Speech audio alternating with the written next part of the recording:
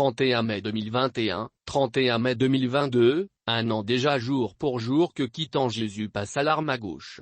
L'information de son décès était tombée à pareille heure au plus grand témoin du commun des mortels et de la famille politique du président Félix Tshisekedi. Ce grand stratège avait porté à tout seul sur ses ailes celui qui est devenu le successeur de Joseph Kabila au soir de la passation pacifique et civilisée du pouvoir du 24 janvier 2019.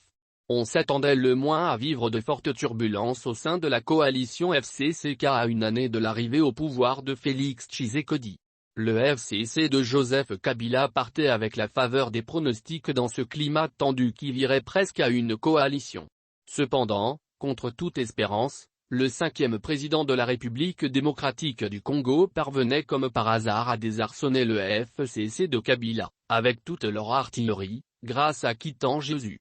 En ce jour qui rappelle le décès de Kitan Jésus, son fils Kitange Mik a lancé un émouvant message.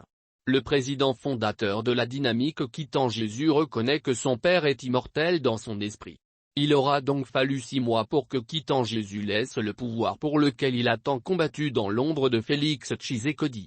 Laissé seul probablement avec l'esprit du grand aigle, le président congolais a fort à faire une situation complexe et pourrisante du pays.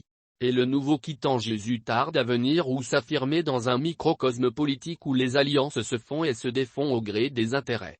Selon une source, le fils de Kitan Jésus pourrait sans surprise enfiler le maillot de son père aux côtés de Félix Tshisekedi et continuer à l'aider comme l'a fait son père jusqu'à son trépas qui arrive tôt pour le pouvoir alors qu'il avait encore besoin de sa longue expérience politique.